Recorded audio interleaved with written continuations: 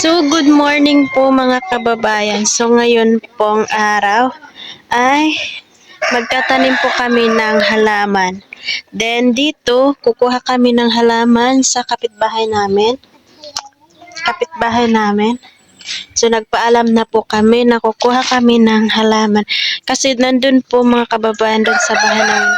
May hinakot po ako kagabi na kahapon na mga lupa para taniman natin ng halaman. So, antayin lang muna natin yung itak para kuha tayo. Wala pong ibang halaman dito mga kabayan. Ito lang yung no choice po tayo ngayon. So, ito lang po yung makukuha natin. Ito, anong tawag dito? Anong tawag na halaman to? Bulaklak. So, ito po, kukuha na tayo dito. Ay, dito tayo mauna. Sa gilid-gilid lang po natin kunin para hindi siya takip.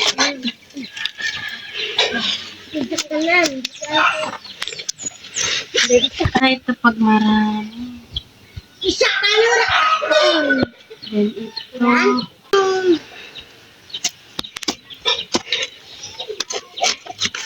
Aray.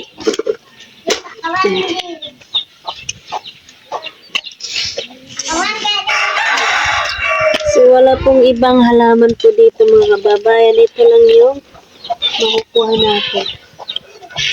So, tara, itanim na natin doon sa bahay natin. Isapit na natin para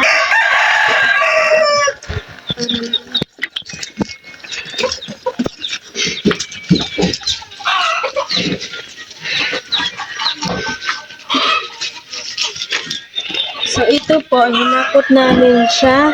Hinakot namin siya kahapon doon. Tapos mamaya, kukuha kami na yung pangpataba dito para madali siya. Parang so, anong tawag dito mga kababayan? Comment down below. Charan. Ano yun? So, itatanim na natin.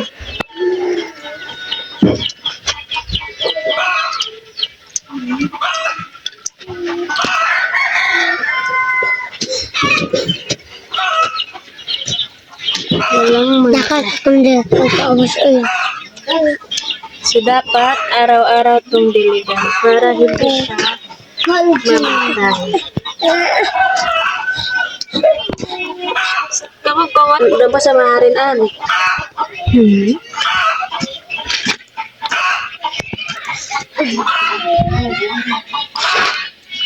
Ay, how come yeah.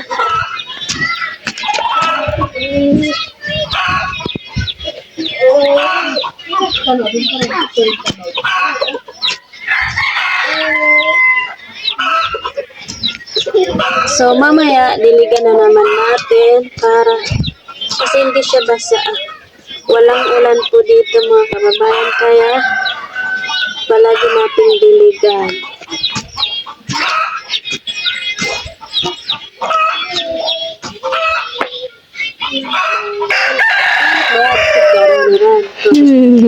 Kahit pagkasin, kahit pagkakon din yung kakon. Kami kakapag nagbuwak.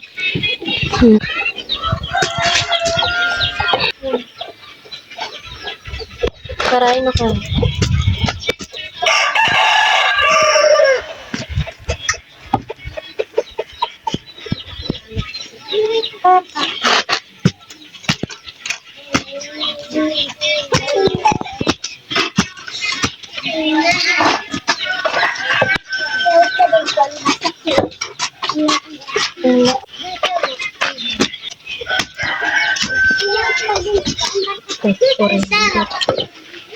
Dapat naway dito. At internet.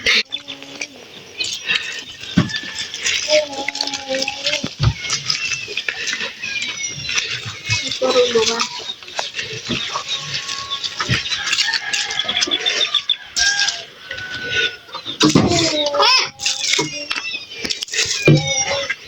po yung natanim natin na halaman po mga kababayan. Tapos mamaya lagyan natin ng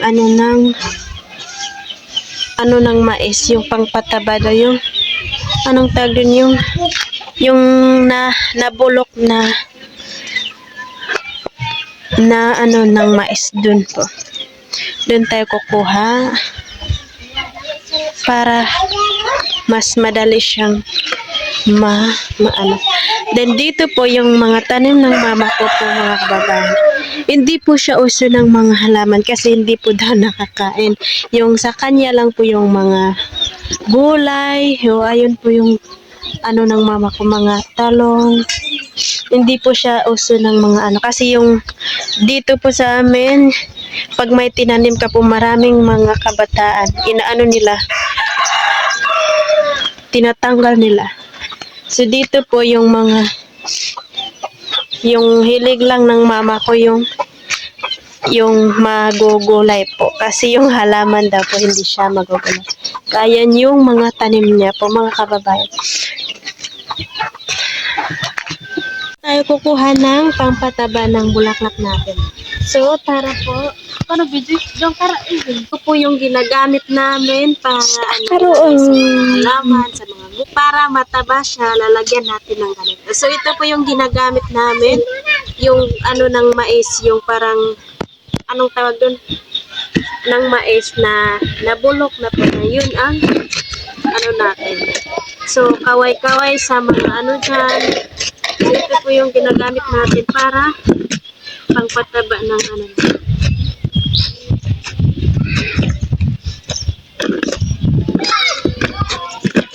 para rin. So, tignan nyo po mga kababayan, ganito po siya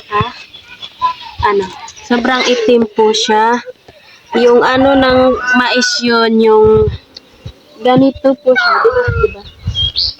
Yung ganito po siya na bulok na po siya, kaya ganito na siya. Nakakataba po siya ng mga gulay, halaman. Kahit anong itanim mo dun, magiging mataba siya. So, ilagay natin dun sa So, okay na po to kasi mabigat. So, tara po.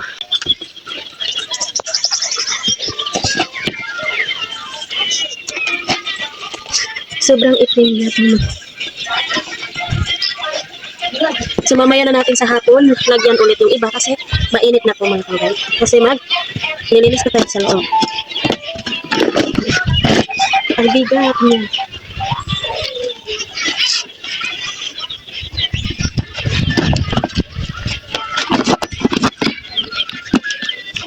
Ito po yung nilagyan natin kasi wala tayong liyang ngayon. Kasi dinala ng mga tao yung liyang.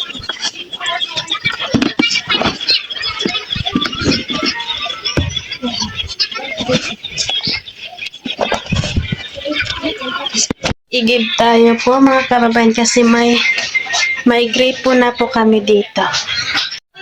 So ito po mga kababayan, bago lang po namin nabili. So nakikita nyo po sa una kong vlog, hindi pa po siya ganito. Parang ganito pa po siya ganito. Ganito pa po siya. Pero kasi butas-butas na po kasi kaya pinalitan namin. Isang lang naman, tag 90 plus lang po. Hindi lang siya kasya yung nabili namin. Kasi akala namin mura lang pagdating dun sa tindahan. Mahal na pala. Kaya ayun, so hinati namin para makasya po siya. So ayun, problema lang po dito sa amin po mga kababayan. Pag brand out or blackout, ay wala kaming ilaw kasi wala kaming solar. Minsan mga ilang weeks ang brand out, ilang weeks din po kami walang minsan cellphone lang yung pang namin, pang ilaw sa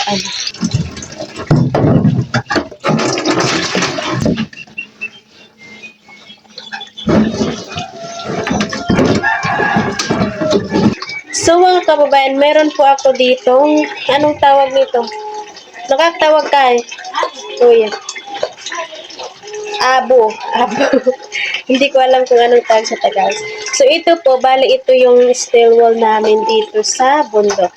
So, matatanggal din po niya yung ano natin na maitim na. So, matatanggal po niya. So, tignan niyo po mga kababayan. Matatanggal po siya. Lagyan lang natin ng ganito. So, pwede hindi na kailangan ng steel wall kasi meron na po siyang ano, galing po sa ano, yung saingan ng kahoy.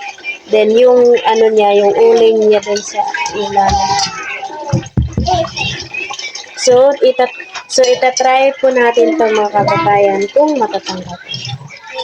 So, ayun. Ano natin.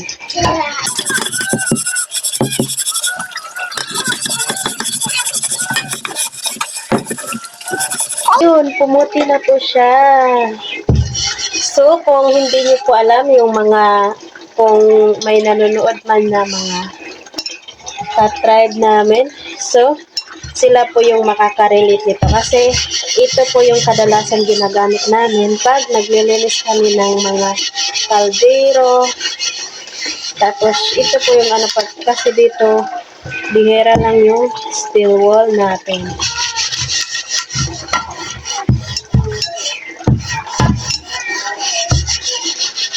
So ayun, medyo maputi na po siya. Then iaano muna natin para mas maputi pa siya ng maayos.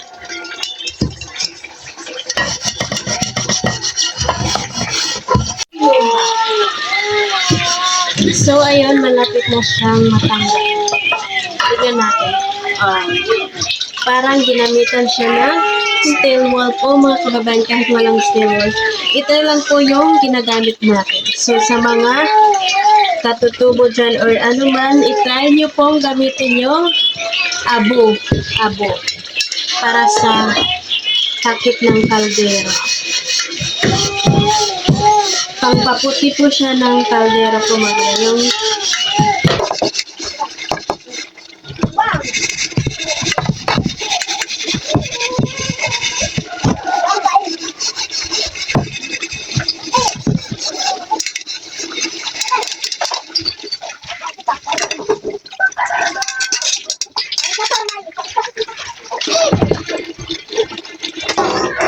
So, ito po yung finished product natin na walang kailangan na steel wall. Ito lang yung ano natin, abo.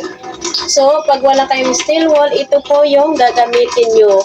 Yung nandun sa kusina sa ano ninyo, sa saingan na abo.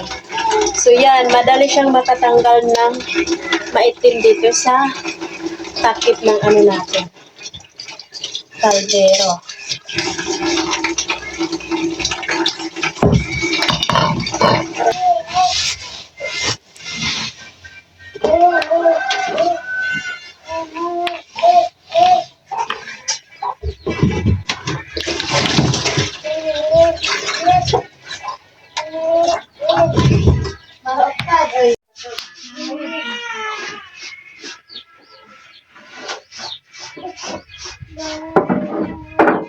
Din! Nasibak ka.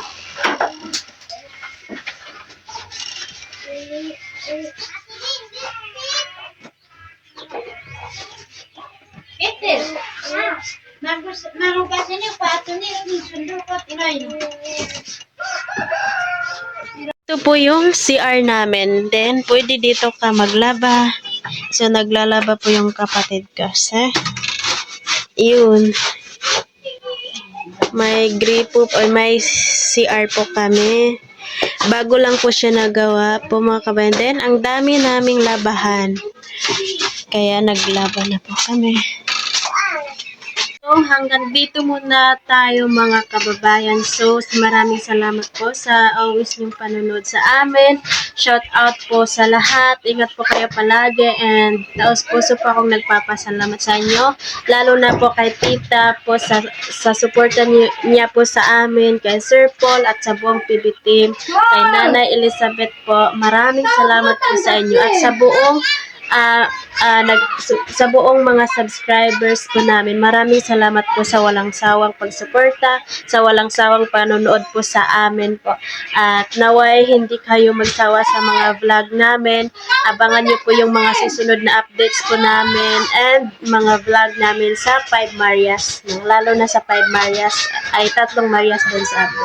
Ingat po kayo palagi and see you soon po.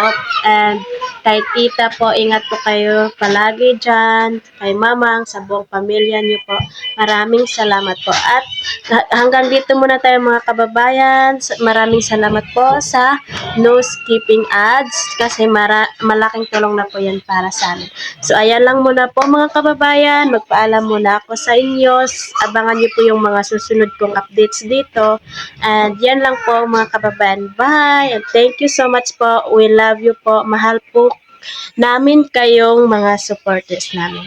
Bye!